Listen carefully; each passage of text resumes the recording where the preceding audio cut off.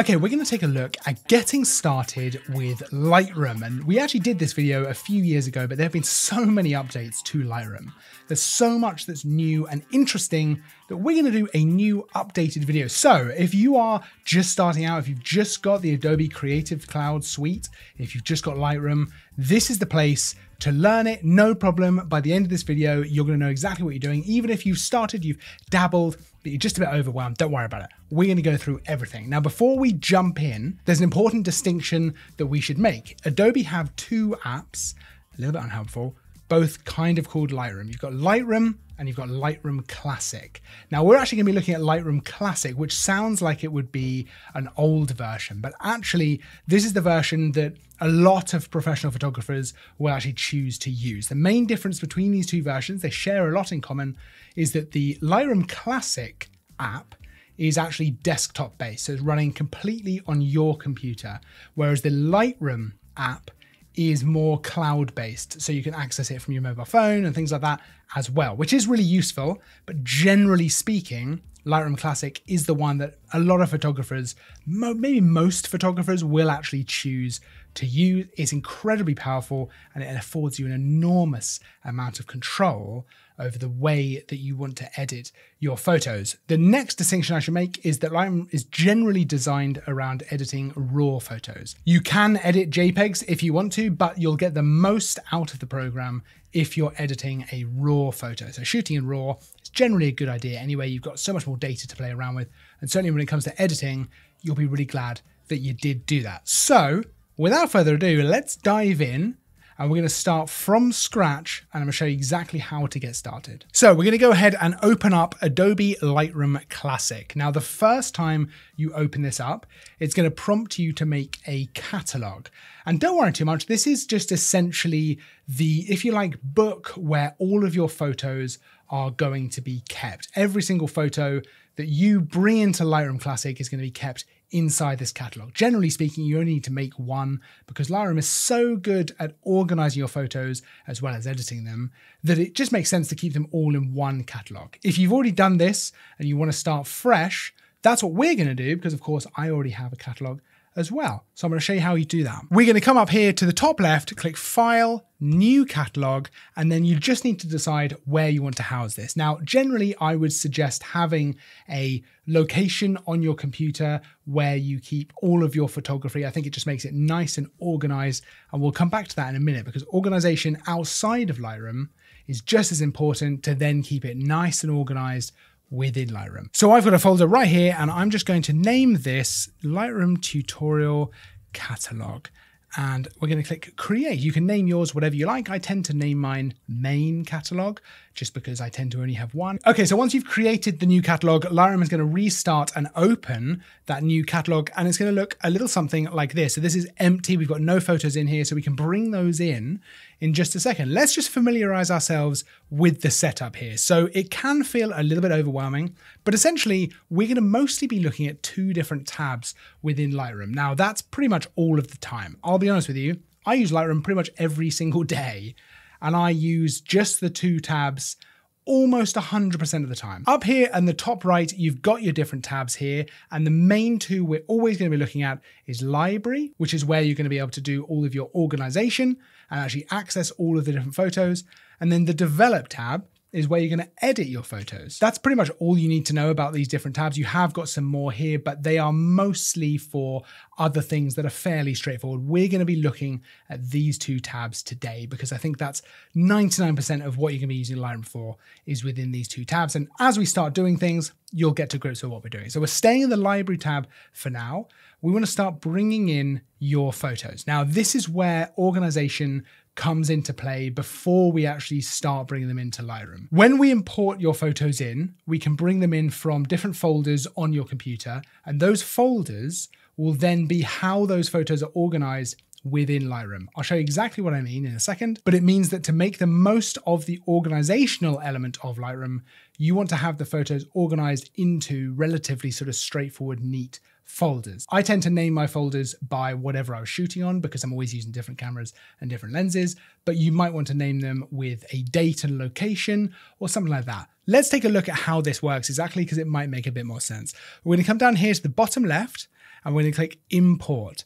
This is going to start the importing process for bringing photos into Lightroom Classic. And you can see here I've got lots of different folders on the left. These are all folders that are on my computer, on my G drive here, which I actually use in my main catalog. But for the purposes of this tutorial, we're going to actually close that down and we're going to click Lightroom Tutorial here. And I've got 3 different folders. Now I'll show you this on here as well. I've got my raw folder here. This is where I'm bringing the photos straight out of camera. So I plug my camera into my computer and just bring those photos on. If we go into that folder, I've got 2 more folders. This is where I would want to name them in some way that makes sense, right? So it might be the location of your shoot, it might be the date, whatever you want to use like that. You want to make sure these are organized reasonably well so that when we bring them in, it's organized well in Lightroom as well. If we go backwards now, I've also got this edited folder, which if we click in has nothing in there at the moment.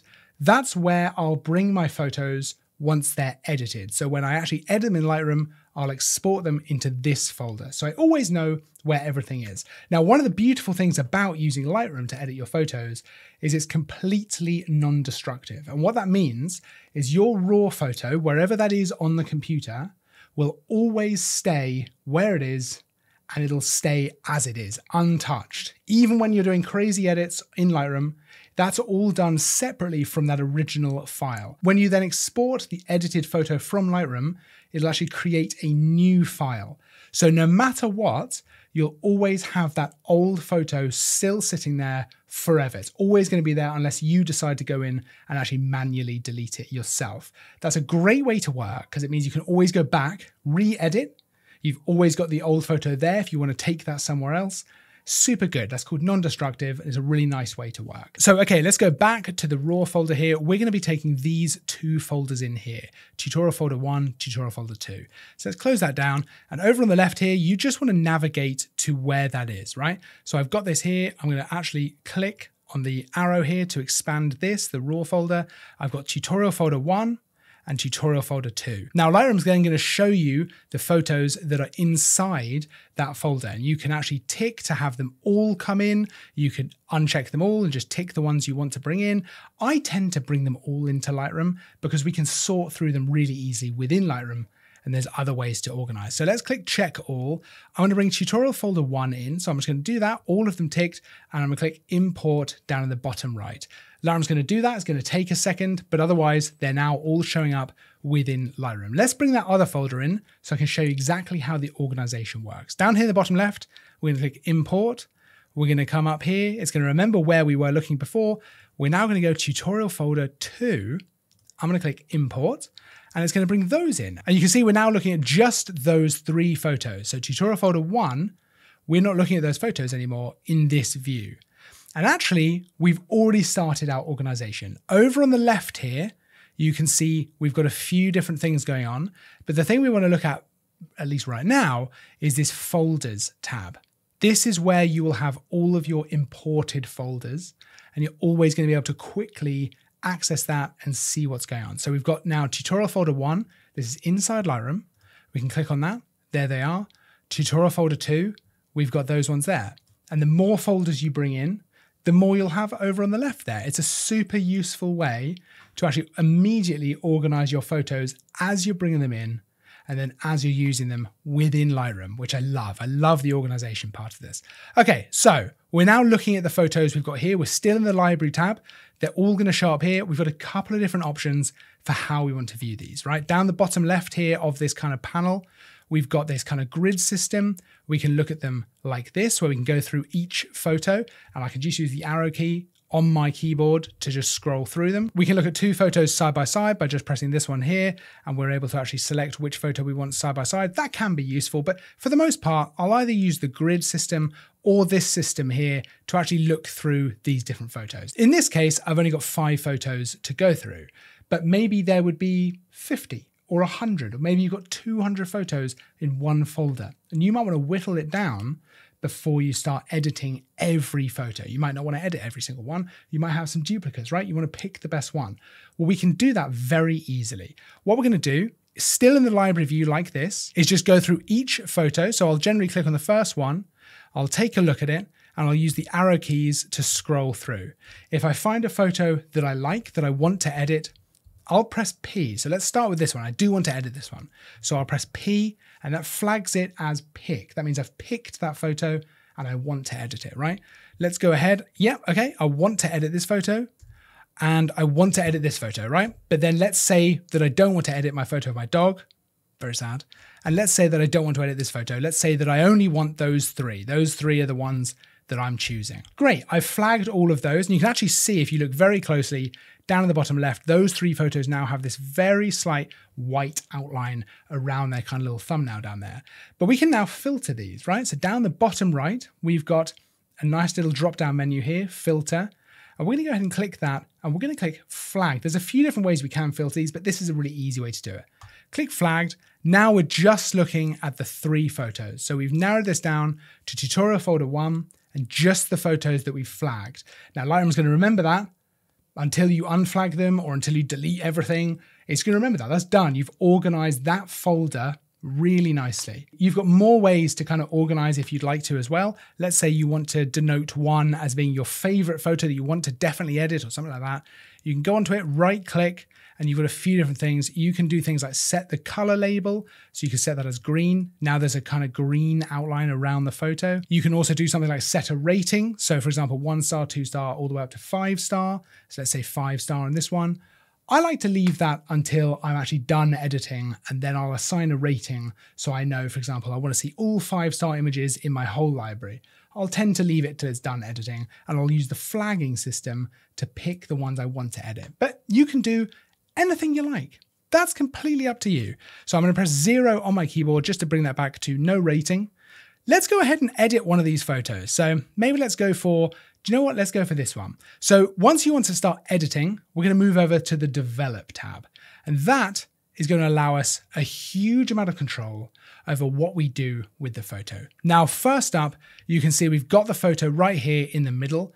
We've got panels to the right and we've got panels to the left. The panels to the left are used for presets. So there's lots of presets built into Lightroom, and you can also get additional presets elsewhere that you can apply to your photo. You could apply one, let's say we want to use this one, and we even have a little slider up here, which we can adjust down and up for how much it's going to be applied to the photo. It can be a really useful place to start, but you can also ignore it. Not everyone wants to use presets, and actually for the most part, I don't tend to use them too often, but if I'm struggling and I want a stylized look, I might take a look. So let's go ahead and reset this photo. Over on the right here is where we've got our main editing sliders, right? And there's lots to look at here. You've got lots of different panels as you scroll down. A lot of them will be closed up, and if they look like this, you can just click on these arrows to expand them out, right? So they might look exactly like this. You can just expand them out just like this. And actually, if you want to, you can go through every single panel and apply different things to your photo. Now, something that is important is that you don't have to use every slider that's available just because it's there. That is a trap some people can fall into. I've certainly been guilty of that myself, is that there's a lot of sliders to use, so maybe we should be using all of them. But let's take a look at what we would do with this photo, just to give you an idea. So the first thing I do is start off with what you'd call some global edits. This is where we're affecting the entire photo.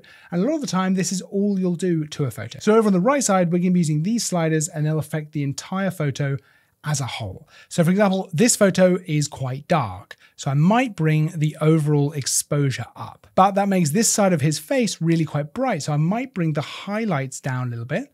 Maybe I'll bring the shadows up. I could also adjust things like the color temperature if I want to warm things up a little bit. Maybe I want to bring a little bit of clarity up because I think it's going to work well with this photo. Maybe a little bit of texture. Now, we actually have whole videos on the differences between things like clarity and texture, exactly what they do, vibrance, saturation, white balance. So if you want a more in-depth, detailed look at what each of these sliders actually is doing and the differences between using, let's say, between using the highlights and the white slider, I'll link those videos down in the description and in the comments so that you can check those out for yourselves, because that's really useful if you want to get a little bit in depth on exactly what these sliders are doing. We can then go down and open up more of these. So for example, in this one, I might go into the color mixer where I can adjust the various colors in the photo, hue, saturation, and luminance. Again, we've got a whole video about that. And actually I might go in and just adjust the saturation on the red channel. Just bring that down a little bit. Maybe bring the reds over towards more of an orange. I think it's going to help with the overall sort of skin tones that we've got in the photo. I might leave things like color grading, where I can actually add colors to different elements of the photo. So for example, the shadows, the midtones, and the highlights. I might leave the detail as well. I don't think I need to do any sharpening or denoising to this photo at all. So I think that's fine. Otherwise, I can do things like add some various effects like lens blur, which we again have a whole video on, where you're effectively able to accentuate the blurred out background in the photo. It's actually quite effective and can be quite useful. I can even go in and do something like add a vignette. So I might do a little bit of that to the photo. And I'm actually feeling pretty good about where we've got to with this photo. It's a bit of a challenging one because the lighting is so extreme and so directional from one side, but I really quite like it. Now, when I'm done with my kind of global edits, so where I've got to so far, we've just been affecting the entire photo as one thing. We might go ahead and do some additional things to the photo using the various tools built into Lightroom Classic. Let's take a look at those. So you'll see that above these panels here, we have a series of icons. Now, this one here is the editing kind of panels, right? So this takes you back to having these panels available to you. But if you move across, you've got things like the crop overlay. This allows you to crop the photo, as you'd probably imagine. You can do it in any way you like. You can actually keep it the original ratio and just crop like that. You can go ahead and use preset ratios, so 16:9, for example, if you wanted to do something like this. Maybe that's something that would work for your particular photo. Maybe in a different photo, let's say this one, you would actually like to crop in. I think I would probably bring this in a little bit and do something like that, maybe. Maybe I'd do something like that. Maybe that's a better crop on that photo. But you can use these presets, or you can click on this little padlock here to unlock it. And now you can do whatever you want with that crop. And you can always press Ctrl Z to actually undo whatever you've just done. Now, that's the crop. That's pretty straightforward. You can also actually rotate this pretty easily if you need to straighten up something like your horizon. Otherwise, I think the crop makes a lot of sense. We also have a remove tool. So let's go ahead and click on that. We can use various different methods within here. And again, we've got whole videos on. I'll link all these down in the description and the comments so you can see those for yourself if you want to. But we can actually use this to remove elements of the photo. So let's say that for some reason you needed to remove the tattoo, let's say from her arm.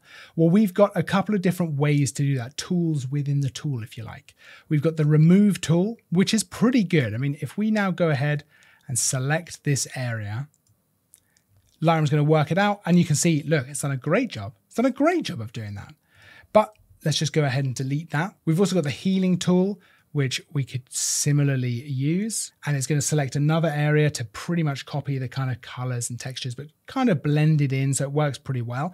That's actually an older tool that was available in Lightroom. The remove tool is newer and generally works, I would say, better. And we've got the clone stamp if you want to do a bit more of a manual job. So for example, selecting this and then actually moving where it's taking its reference from, and it is just going to take a straight reference. It's not going to try and blend it. It's just going to clone it straight over. The remove tool, I'd say, is probably the best within Lightroom, and you also have the ability to use generative AI. So for example, something like this up here might be a little bit more difficult for the remove tool to get rid of. Yeah, so it's not done the best job. It's not bad. To be honest with you, it's really not that bad at all. But if we tick on generative AI, it's going to use artificial intelligence to try and actually create a new area within that little bit, which it thinks makes the most sense. So it's done a pretty good job there. If we just cycle through, we get 3 options for what it's done. So let's say we want to go with that, right? That looks incredibly realistic. And we can always go back and actually click on that and adjust it. So when you use that generative AI, Lightroom is going to give you 3 different options for what it generates to fill that area. And you can cycle through those. And if you don't like any of them, you can go ahead and click refresh and it'll just do it again. So that's another useful way to remove slightly trickier elements. Now we're going through these pretty quick, but like I say, if you want a more in-depth tutorial about how to use some of these, we've got loads of videos on the channel for you to check out. Loads and loads of Lightroom videos. So if you're just getting into Lightroom now, you're about to have a great time. I love Lightroom. Now next to that, we've got red eye correction. I'm going to be completely honest with you. Within the last 8 years of using Lightroom Classic, I don't think I've ever used this even once. If you do have a problem with red eye, this is how you would look to fix it. I can't remember the last time I had that. I mean, we must be talking decades. I just don't really think that that is that much of a problem these days, but it is a tool that is available in Lightroom. It's been in Lightroom for ages. So it's there if you need to use it. And then over on the right, what I think is one of the most useful things is the masking panel. If we click that, you have lots and lots of different ways to create masks on your photo. Now you might be thinking, what does that mean? Masks allow you to define an area of the photo and then make changes to just that area. So using the same sliders we were using before, things like exposure, highlight, shadows, clarity, stuff like that, but on one specific area of the photo. So if we use this photo as an example and come up to the masking panel just up here in the top right, you'll see there's lots of different ways to apply a mask. Now, essentially, we could use the most straightforward way, which is the brush. We click that, and then you have a new tool here, the brush tool, and you can just brush this on. Everywhere in red now is where the mask is, and then when we use these sliders, so exposure, for example, it's going to affect just that area that we have defined on the photo. If the overlay stops appearing, like for example it is now, you can always press O on your keyboard to see it again. You have all of the masks that you create listed out here. So you can go in with these three dots here and delete the mask. You can rename the mask. I'm going to delete that one. Let's create another mask and I'll show you how easy it is to define these certain areas. So for example, we can click subject here and Lightroom is going to work out who the subject of the photo is. It's done it there. And actually we can now just affect our subject. So we can brighten him just here and make that a little bit more prominent in the scene. We could create another mask, select the background, that'll do the opposite, select everything except the subject, maybe darken that a little bit, maybe bring the contrast down or up of just the background. And we can do things like put a gradient mask on where we can click and drag this in and actually affect things in different ways like this. So if we want to darken this bottom part of the photo, we could do that, but it kind of feathers it. There's a lot of ways to use masks. The best thing to do is to play around with it a little bit. And of course, we've got some really great tutorials all about masks in Lightroom.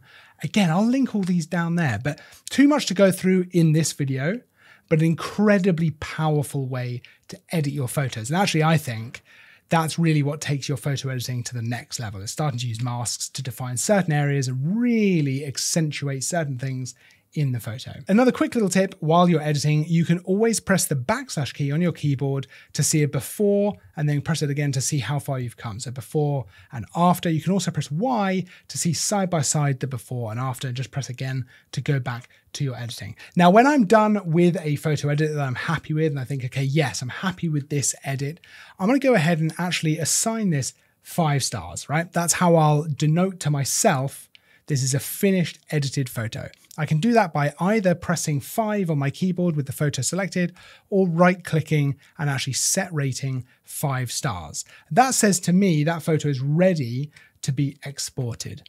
So let's look at how you do that. You're going to go down to the photo down here, either in the Develop tab, you can select multiple photos by holding Control and clicking other photos, or holding Shift and clicking a different photo, it'll select all the photos in between, or you can do it on the library panel as well. So let's go back into the grid view here and we can select whichever photos you want. Let's just select this one photo for now. We're going to right click, come down to Export, and then we're going to click Export. Once you do that, this panel will open up and it can feel a little bit overwhelming, like there's a lot to think about now, but actually it's really not too bad. There's not too much you actually need to do here. So we need to tell Lightroom where to export the photo to, right? So we can choose the folder. So we just go over here to choose, we select the folder. So I'm going to put this into my edited folder. And I'm actually going to create another folder within there. I tend to name it the same as in the raw folder. So in this case, this is from tutorial folder 2. So we're going to go tutorial folder 2. And that will be this folder that I select. So it's going to put it in there in the edited part. So that way I always know where the raw photos are and the edited photos. They're separate. I can always access them super easy, right? You can do things like put it in a subfolder if you want Lightroom to create a folder within your folder. That's really up to you, whatever works for you. That's totally fine. Otherwise, we're going to come down here. You don't have to worry too much about this unless you want it to be a very specific size in pixels, if you're trying to make this fit into something for online or something like that. But I'm going to go ahead and leave everything as is. The one thing that I'll often change if needs be is the quality here, right? And also the image format. Generally, I'm exporting as a JPEG, but you can go for a TIFF file, a PSD file, whatever you want. Anything that's going to work for you. If you want a PNG, whatever's going to work. Generally speaking, I think it'll probably be JPEG. And you also have the option to actually say what level of quality. Now I tend to go for 100%, so that's full resolution, 100% quality, but that is also going to create the biggest file size for the photo. If you want a slightly smaller file size, 70, 75, 80% is a pretty good happy medium, whereas a much smaller file size, and the quality is still really good. If you're using it just for online, that's probably more than enough. I like to keep it maximum quality so that I can do whatever I want with it later. But that's totally up to you. I also have the luxury of having lots of hard drive space, so it's not really a problem. You also have some other options like, for example, metadata, watermarking, but I'll tend to leave those as is. I think it's all pretty good, right? And we come down here and we just click export. Lightroom's going to start doing that. You'll see in the top left here, it's actually done it already, but there would be a little bar that'll fill up to tell you that it's done. And now if we go into that folder, you can see that edited photo is now nice and safe in our folder right there. And the best part is the raw photo is still here in Lightroom. You can go back and re-edit it. You could then re-export it with a different name. And then you've got multiple versions of the same photo as many times as you want. That raw photo is always there, available on your hard drive, still able to go back and edit it again if you want to. And that's it. If you're getting started with Lightroom, that should give you the basics on how to bring the photos in, organize them, edit them, and actually export them as well. If you want more detail on any of the things we've looked at, we've now got videos on pretty much every aspect of this, from organization through to the actual editing, the masking, pretty much every element you could think of. We've got a nice little video on it. So I'll link a bunch of those down there so you can go and check them out for yourself. Any questions, pop them down there as well. Any ideas you'd like to see in future videos, absolutely let me know, because I love making videos about Lightroom. And I think that it's a great tool for pretty much every type of photography that you might want to edit. It's so handy to be able to do it in Lightroom Classic. There's also a list of all the kit we use for these videos and these photos and things like that down in the description. Otherwise, don't forget to like, subscribe. There's new content all the time. I'll see you in the next video, but until then, as always, thanks for watching.